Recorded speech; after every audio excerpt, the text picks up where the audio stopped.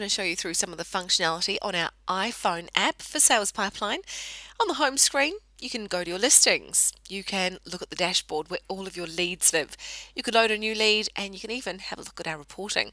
I'm going to have a look now at the dashboard screen. This is where your leads live. These could be loaded as manual walk-ins and phone-ins, or they could have been pushed to the device from TradeMe or your website. For sales managers, importantly, they need to allocate the leads that come in to the sales consultants.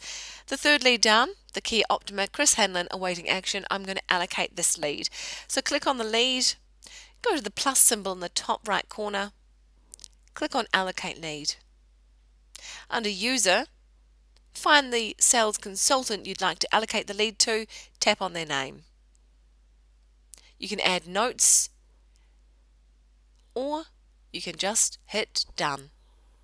Once you've selected Done, your sales consultant will be sent an email and or text message alerting them that they have a new lead.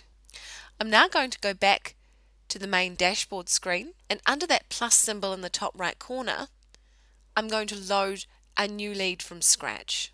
Enter the customer's details. You have the option of entering their address, suburb, city and postcode if it is available.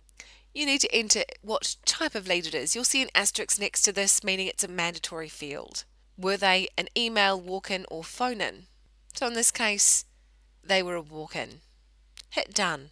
If you know the source, then select from one of the drop-down fields, and if they've come in from a campaign, make sure you've got these loaded with AutoPlay, and then you can select a campaign. Then select the vehicle that the customer is inquiring on if you have qualified them on a vehicle.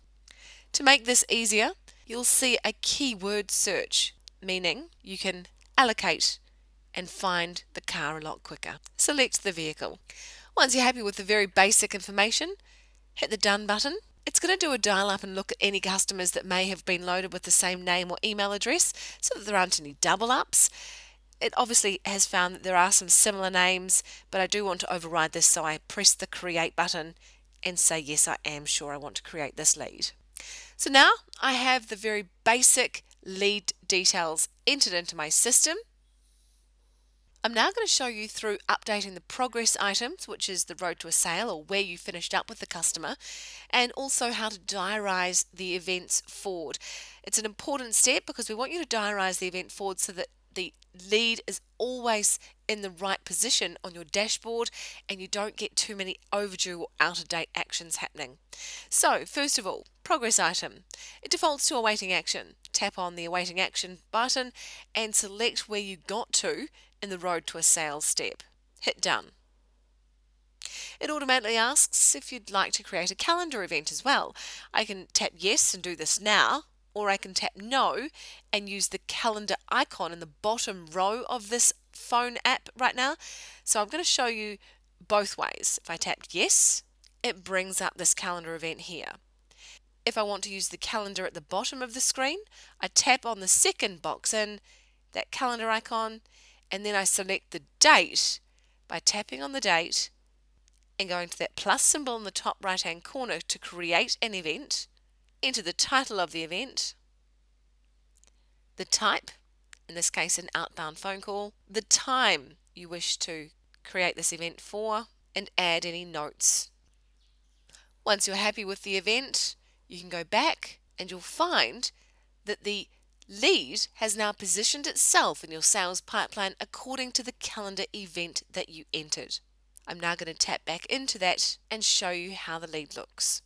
We have the vehicle the customer inquired on. We have the progress item. In this case, we met and qualified them. That is where we finished up with the customer in the road to a sales step. We have the customer's details, their phone number, mobile and email. Remember, you do need one form of contact, whether it's landline, mobile or email for each lead. You have the lead ID, the user who owns the lead, in this case the sales consultant, the type of lead they are, the source, and when the lead was created and updated. So these are the basic things that we like to see everyone doing for the lead in itself. One last step I'm going to show you through quickly is sending a video email response to this lead using the iPhone. In the bottom row of the screen, you'll see those 5 icons: the dashboard, the calendar, the email functionality, and also the test drive and the appraisal. I'm not going to show you through test drive and appraisal in this tutorial. They are in a separate video tutorial which you'll find on the AutoPlay support website. In this case now, I'm going to send a video email response. So I'm going to tap on that middle icon, the envelope. I now tap on the plus symbol in the top right hand corner to send response, creating a new response. It brings up this template here. It already knows that I'm sending it to Sam Jones. It knows the email I've applied to that customer, and it knows the listing or the vehicle they're inquiring on. Subject is a mandatory field. You'll see it has an asterisk there. Give it a subject line.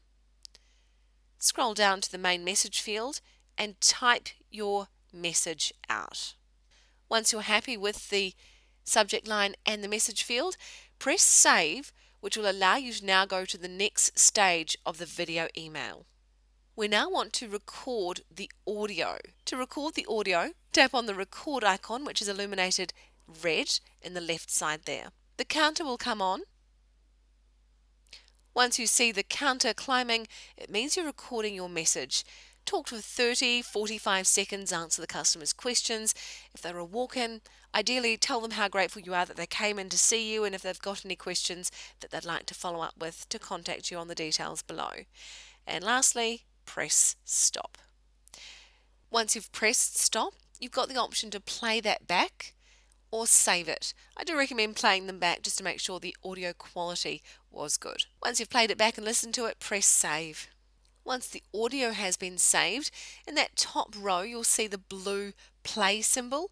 That gives you the option to have a look at the email and view it how the customer would see it in their inbox. We do recommend previewing all emails before sending them to make sure that everything looks right. So this is how the customer would see it. The vehicle video on the right. All of your company's logos will be on this template. You'll also see the message field on the left in the top there. From the word please, where it says please click on the play button, from the word please to the end of your phone number, this is automatically applied to every video email response. So you don't need to sign your name. An email signature will automatically be applied to all of your video email responses. If you're happy with how it's previewed, hit the back button and press send. You've now sent a video email response to your customer. All emails sent out of our system are able to be tracked to see if they're being opened and read and viewed by the customers. And this can be seen by that little red bubble in the top right hand corner of that message box. So at the moment it says 1, which is the view that we've done when we previewed it. But if that says 2, you'll know that the customer has then opened and viewed that email.